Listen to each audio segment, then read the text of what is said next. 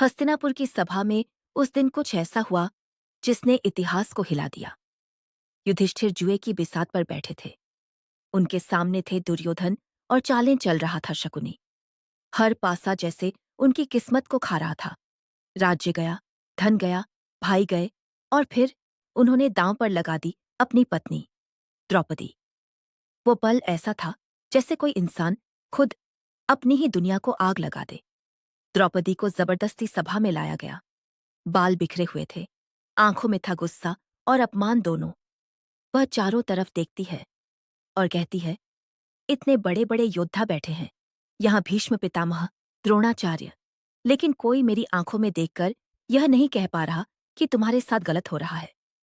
द्रौपदी ने कांपती आवाज में पूछा, जिस इंसान ने खुद को ही हार दिया, क्या उसे मुझे दांव पर लगाने का हक था?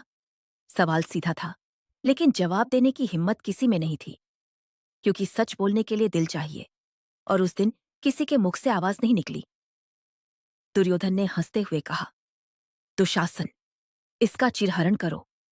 दुशासन ने द्रौपदी की साड़ी खींचनी शुरू कर दी। उस पल द्रौपदी सिर्फ एक रानी नहीं थी, वो हर उस औरत की आवाज थी जिसे बेइज्जत किया जाता है।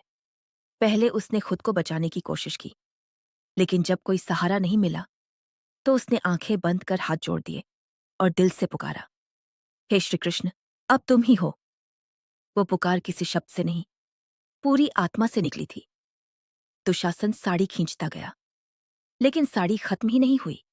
जितना खींचता उतनी बढ़ती जाती। वो थक गया, हार गया, और द्रौपदी, वो खड़ी रही, सम्मान के साथ। उस दिन सिर्फ एक औरत की इज्जत नहीं बची, उस दिन दुनिया को ये समझ आया, जब इंसान साथ छोड़ देता है तो भगवान खुद खड़े हो जाते हैं।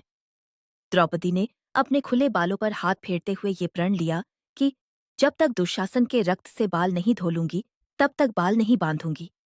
महाभारत का युद्ध यही निश्चित हो गया था।